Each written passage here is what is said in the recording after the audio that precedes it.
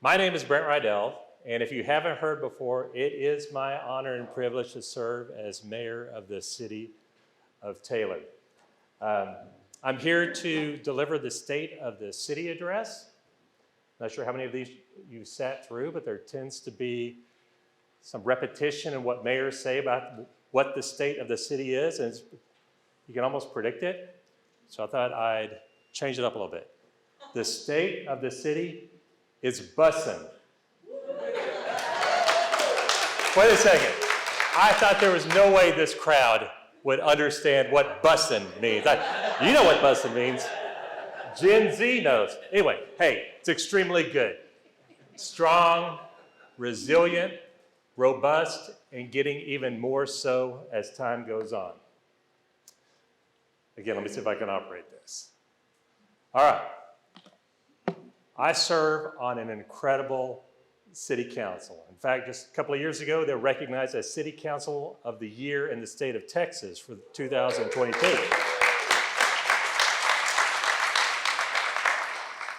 And only because the rules preclude it have they not been recognized every year thereafter. I'm convinced. I'm going to ask them to stand up as I introduce them. Please hold the applause until they're all standing. So we have our at-large member, Dwayne Ariola. What did I just say? What did I just say? We have our District 1 representative, Mayor Pro Tem Gerald Anderson. Ah. Where's our superintendent? I feel the pain of your faculty.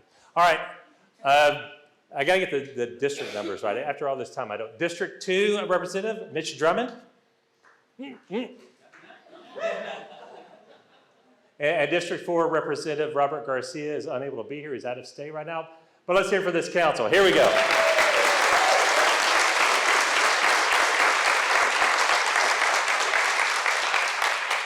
I could not have been more fortunate to serve alongside these individuals. It's been a wild time the last few years here in Taylor. There's been a lot of tough decisions that have been made as a council that this group has made, a lot of exciting decisions that have been made, and we're going to see the results of their leadership for years, decades, and generations to come. I just can't thank them enough for their service to this community. But the council, you know, we set the vision and the policy for the city. It's up to these folks, our senior management team, to work along with the rest of city staff to make sure they execute on our policy decisions and on our vision to make sure things move the right direction for Taylor. And we're extremely fortunate to have these individuals, and I'm gonna ask them to stand, and don't react one way or the other. Clapping, booing, just keep it to yourself until it's done. All right. First of all, we have City Manager Brian Laborde.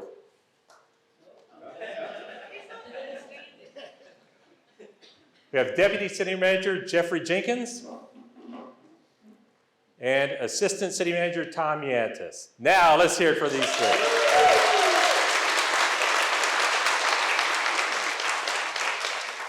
As you can see, these folks have been here a while, anywhere from 5 to 7 years.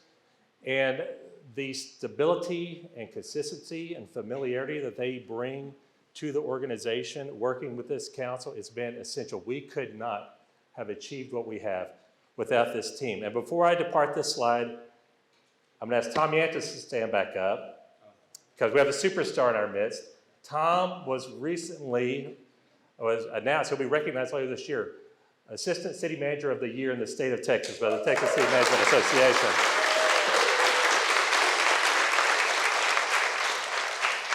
All right, I'm behind time. We're gonna have like 15 seconds per slide going forward. All right. All right. We just heard from Dana Harris.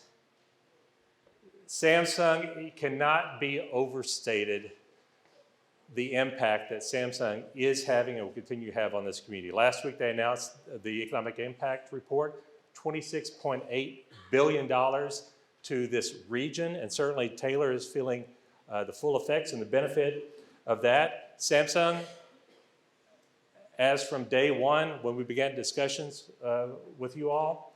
We knew you would come here as a great corporate citizen and a valuable community partner. You've done that. You've lived up to our expectations and even continue to exceed them. And so we're so grateful to have you as part of this community, and we look forward to this ongoing and thriving relationship.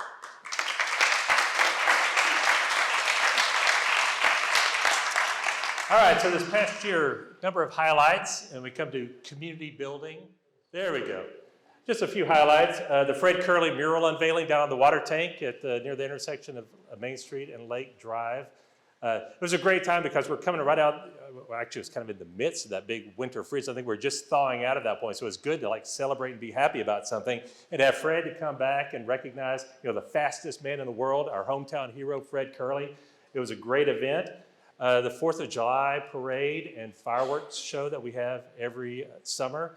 Again, one of the highlights of the year for the community, and I would thank the American Legion, which is always a valued partner in that endeavor.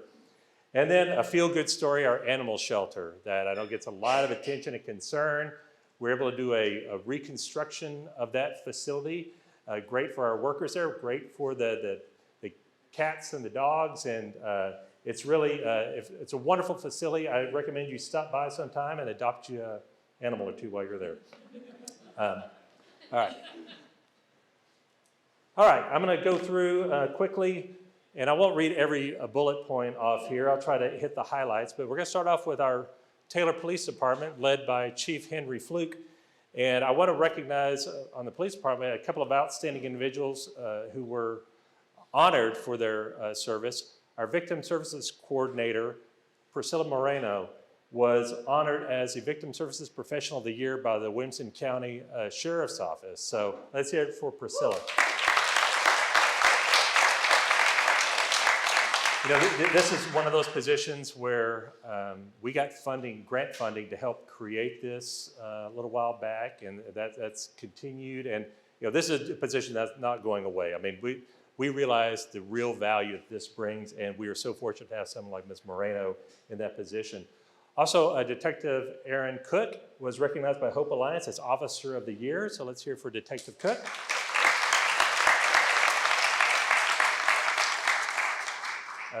Our folks in the police department had the benefit of getting a grant for some bulletproof vests, which are essential equipment for them. And the animal shelter had a favorable rating this past spring. And again, the reconstructed shelter is just really a feather in the cap of this community. With the fire department, which is led by Chief Daniel Baum, this past year they added 5 hazardous materials technicians, educated more than 1,800 school children in fire safety, and introduced a new position of a fire prevention officer. And that resulted in a 500% increase in business inspections, which I think is great for fire safety. I'm not sure if the businesses, they're happy seeing this person show up, but it's great for the community. All right, Finance Department, CFO Jeff Wood over here. Man, we're so lucky to have Jeff and his team. They keep us on track, they keep us mindful, to the point that the city of Taylor received a credit rating upgrade to AA here this past year, which is the highest in living memory in the city's history. So. The Standard & Poor's noted that the upgrade was due to reflected strong financial management. Strong, remember I mentioned we were strong, resilient, and robust. Strong financial management and robust economic outlook. And again, this goes to the council and their vision and are working with Samsung to bring that dynamo to the town and what that promises for the future of this community and everything that it will bring. So Taylor finds itself in one of the best financial positions it's been in a long time, and a very promising outlook going forward. Our sales tax revenues last year, again, Samsung being a driving force with their construction activity and sales and use tax out of that site, $14.2 million. And put in perspective, about 4 years ago, our sales and use tax revenues were about $3.4 million. So $3.4 million a few years ago to over $14 million now. And We know that there's a spike from the construction purchases out there. So, don't get too attached to these numbers. I mean, they're going to be big, and the trend line is going to be up. But that's why we're mindful to talk about strong financial management. We know that this influx of revenues, given the sales and use tax right now, is not something you can count on year after year. So we're using all those funds to address one-time needs, not something that we'd have to rely on over and over again. The property tax rate, I'll tell you, when I got elected to city council 12 years ago, aside from people telling me the streets are horrible and we need to fix all of them overnight, they would always point out that Taylor had the highest property tax rate in the county, which was true. Actually, maybe Granger was higher, but we were up there. And just again, 4 years ago, the tax rate was around 82 cents per $100 of valuation. Last year, that number was almost 20 cents lower than that mark a few years ago. So we were down to less than 63 cents, which is the lowest that Taylor's tax rate has been since the 1990s. So anyway, outstanding work by our finance group and by our leadership with the council. Things are trending positively, and as we move forward, I think you'll see that tax rate go still lower in the years to come. All right, our Parks and Recreation, Tyler Bybee. Where's Tyler at? Oh, there he is, right in front of me. Did you eat? Tia was worried about you earlier. All right, number of milestones. We celebrated the 100-year anniversary of Murphy Park. So they had a nice event out at Murphy Park this year to celebrate the centennial. And I know many of you know this, but I'll mention it for those who don't. When that park was being named, the top 2 finalists for the names, it came down to the 2 individuals who donated or conveyed land for creation of the park. And so Mrs. Murphy, who the lion's share of the park came from her, they named the park after her. So the number 2 person who conveyed property, A.J. Zilker Park lost out. About 10 years later, he donated land to Austin, and he got his park over there. So,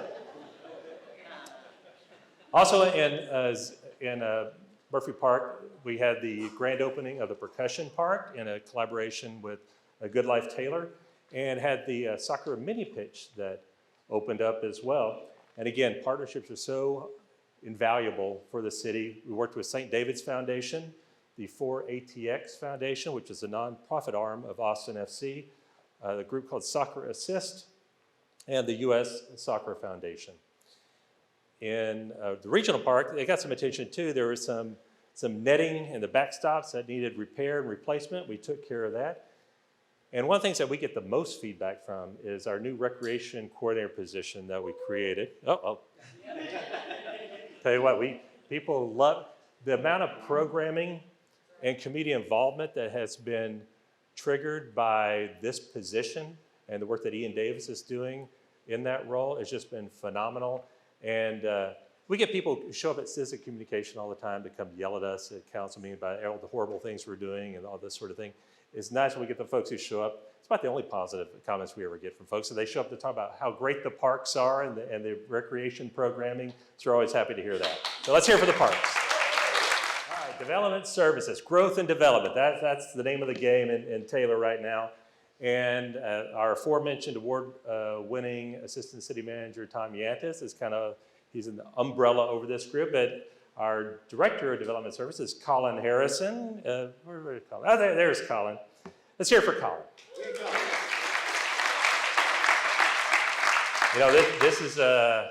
He's a busy man. His group, there's some busy folks.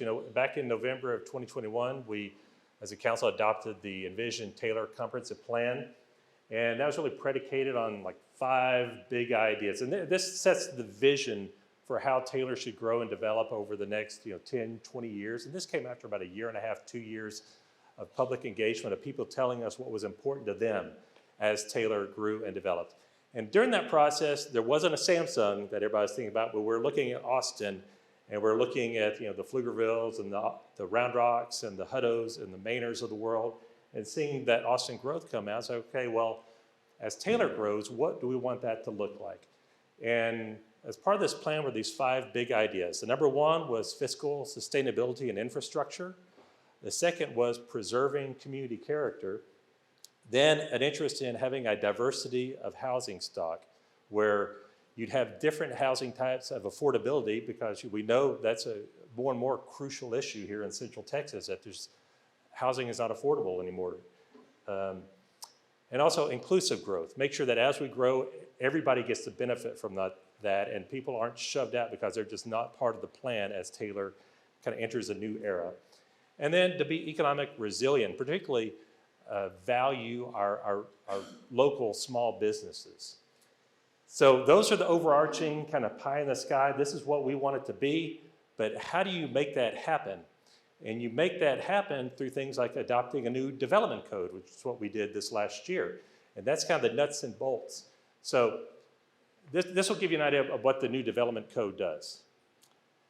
When we went through the Envision Taylor Comprehensive Plan process, what we heard from people, man, we love Taylor.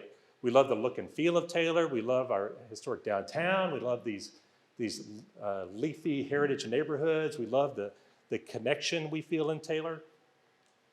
Well, we looked at our codes, and actually the codes that we had on the books made that type of Taylor illegal. You could not build that Taylor today in modern Taylor. So a big thrust was, hey, let's look at these codes and revisit them and see what can we do to encourage Taylor as it grows and develops to look more like the Taylor we know and not like some other folks that we see around, which was very important in the community engagement process. So that's what the code will do. All right, this home program. We have the Home Investment Partnership Program, which is one of my favorite things that we do as a council. It's in collaboration with the U.S. Department of Housing and Urban Development and the Texas Department of Housing and Community Affairs. We all partner together, and if let's say here's the standard case or example case I'm going to give you. Have an elderly couple here in town. They've lived in the same house pretty much their whole life. They're low income. They aren't able to maintain this house. It's falling in on them. It's almost, it's very substandard housing. What HUD, the TDHCA, and Taylor is able to do is we come together, we're able to relocate these eligible participants, demolish this house that's about to fall down on them anyway, build a new house on site, and they move back in. And it has been phenomenal. We've done, I think, dozens of houses over the years. We did 4 last year. And I tell you what, as emotional as I got earlier on the internship remarks, being there with these families, with these individuals who are living in the first new home they've ever lived in their life with all the modern conveniences, and to see the joy in their faces, it's overwhelming. And I'm just so proud that we're able to participate at relatively low cost to the city. It enhances quality of life for those individuals. It improves the neighborhoods. It's just been a great win for the city. We have 4 neighborhoods currently under construction, but as we construct these new neighborhoods, single-family residential is always going to be an important part of our housing strategy. We need to have those other options available, because I tell you what, we hire school teachers for the school district, we hire new police officers, we hire new firefighters. They can't afford to live in Taylor. We want them to have options in Taylor, so it's critically important we expand this missing middle housing component and our small apartment complexes that are available so they have affordable options so we can keep them here in town. We've mentioned Samsung. They're blowing and going out there. Our development services team has an incredible working relationship that has been worked out over time, a process that I think is, I'm very proud of. It's allowed Samsung to stay on schedule. It's allowed us to be able to manage voluminous amounts of plans that have to be reviewed on a regular basis. And I could not be prouder of how that's all worked out. And it kind of, they lived up to the promise I made Samsung early on that even though we're a small town, they would find that we'd have the most professional staff and the most responsive team that they would find anywhere. And I think, in my mind, we've lived up to it, and it's been a great relationship.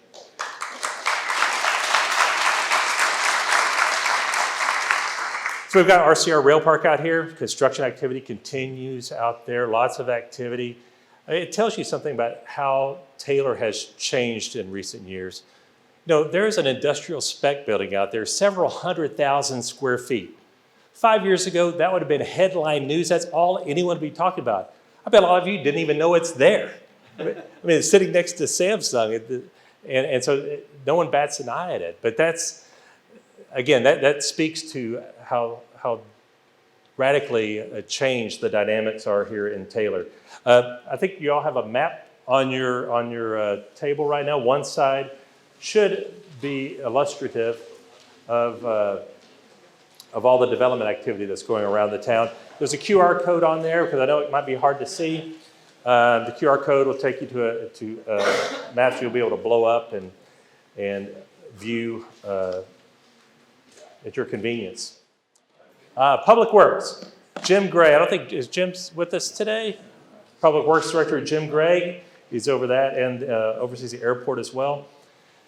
Streets, we completed 69 street segments of level ups, and that's not going in and tearing up a street and reconstructing it. It's just getting out some smooth asphalt to make a smoother ride so you're not, rumbling around like you do on some of these streets. So that street segments doesn't mean a lot to a lot of people, but it equates to about 5 miles in total this last year they were able to address. We also created a couple of dedicated maintenance crews, one to drainage and one to our streets, funded by our MDUS fee as well as that transportation user fee that you see on your bill every month.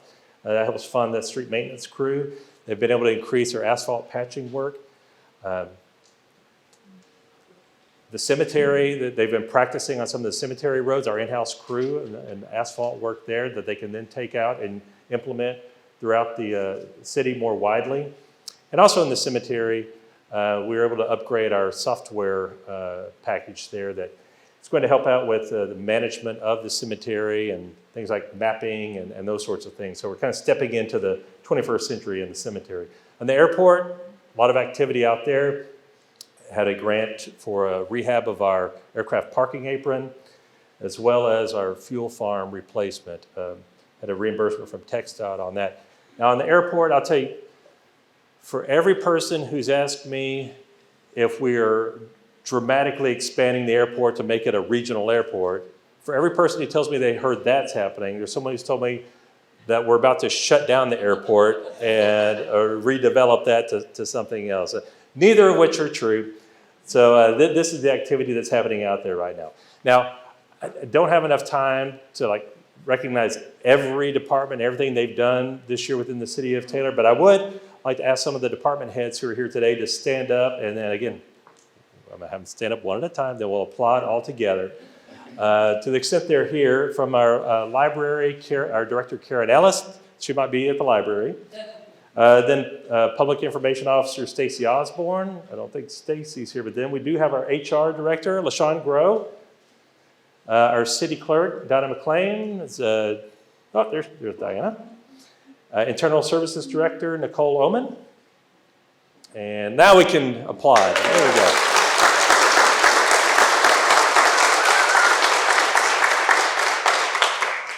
Yeah, they...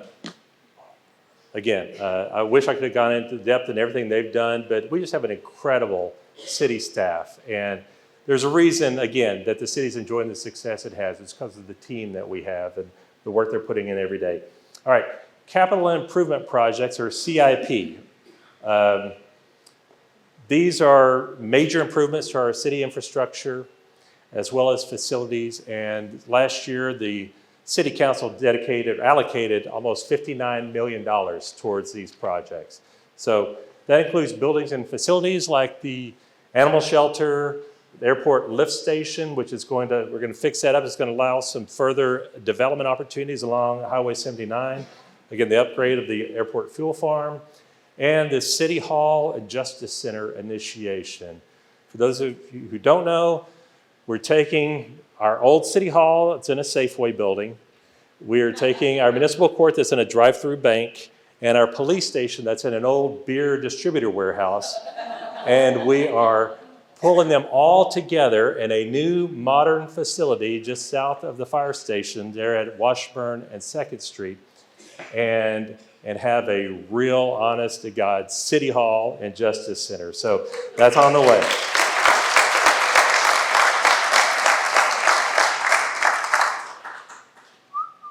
Let's see.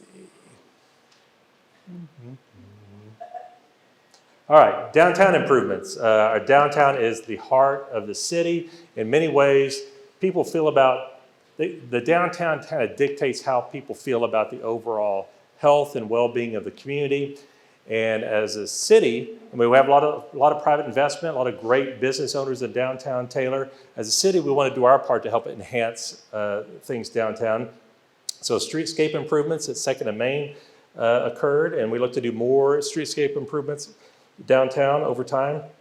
The striping, we hear about downtown not having enough parking. There's actually a lot of parking opportunities in downtown. One thing we identified is there were areas that did not have striping, so it wasn't obvious to someone that they could park there.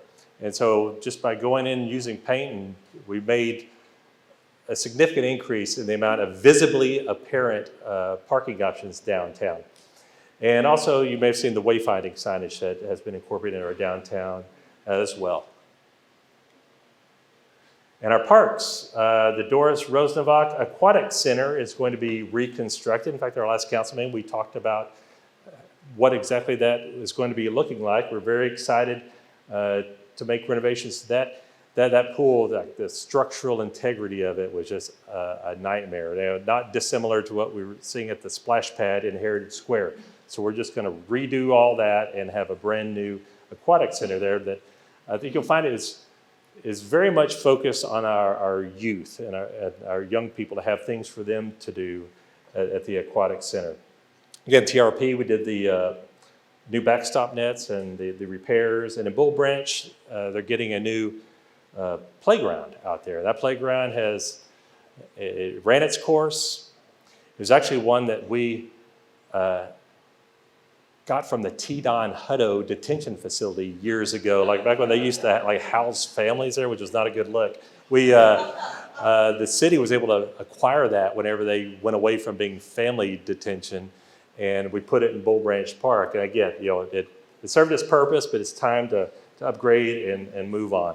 And then, of course, transportation improvements. You see the ongoing maintenance at Mallard Lane, or the completed maintenance work on Mallard Lane, the work on 4th Street that is commencing, and then 2nd Street will follow. And, I hear people make comments, hey, those streets look fine. Why are you fixing those? Why don't you go do this horrible street over here? Well, they look fine. They aren't fine. And if we don't address them now, the cost to address those issues later is going to be exponential by comparison. I'm a student of Taylor history. I like to go back in old newspapers and read things. Looking back in Austin American Statesman from 1997, when the city was looking to go out for its first infrastructure bond in more than 25 years, and only the 4th one since the 1920s. And they had a consultant who came and addressed the Taylor City Council and told him if he had invested in his house the way Taylor, the council and the community, had invested in Taylor, that he'd be living in a tent at this point. Because it's easy to sit back and say, I don't want to spend money on this, let's just wait. Well, that delay just compounds the problem. Now, there's a lot to be said for thriftiness, and I know out here in Eastern Williamson County, we pride ourselves on thriftiness and penny pitching for a long time. But there's such a thing as penny wise and pound foolishness. Now, some of that penny pinching was because this was a depressed area. The economic vitality that we had in the late 19th, early 20th century, that evaporated at the end of last century and then early 21st century. And these weak and fragile systems they just developed. And this council, again, I'm going to commend them for the great job they've done. They've had one foot in that old Taylor, where we were just struggling to find any funding to do anything in town. Now, due to their leadership, their vision. We've been able to address immediate needs in that regard, but now we've created a future for Taylor with Samsung's arrival in this community that just changes the game entirely and the economic fortunes.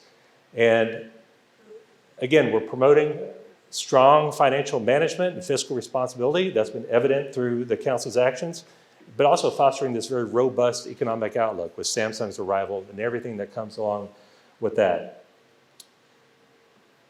I referred to Samsung as the economic juggernaut that we have out here on the edge of town.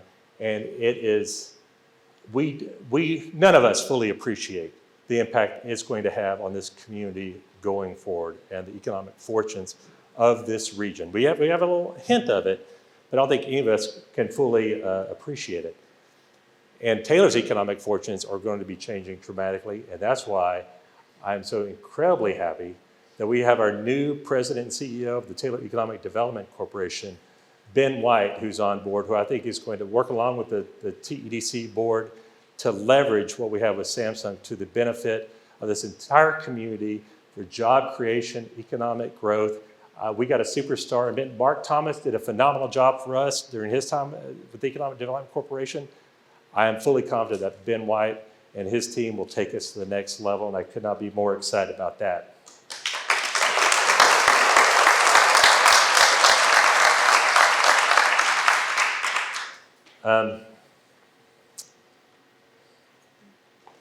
When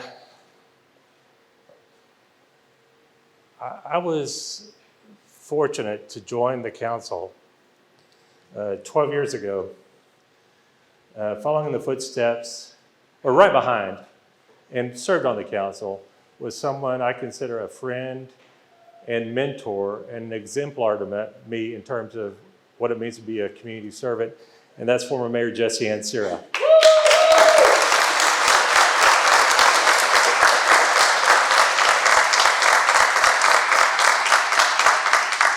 And I served on council with Jesse as our mayor, and an incredible council then as well. And I know one of the things that was at the forefront of Jesse's thinking was, Taylor had been stuck for so long. And Jesse's vision was that we need to change the dynamic in the town. And just as importantly, we need to change the narrative about Taylor, how we talk about our town, and how those outside our community look and perceive our community. And from my perspective, at that time, the narrative on Taylor, if you were in Taylor, most of what I heard from people was, Taylor used to be something back in the day. You should have been here. Like downtown was bustling, we had all this thriving industry and business, and it was something. But those days are gone, and they're not coming back. And this is what we have. And from outside of Taylor, I think Taylor was viewed as just kind of off the beaten path a bit, almost an afterthought.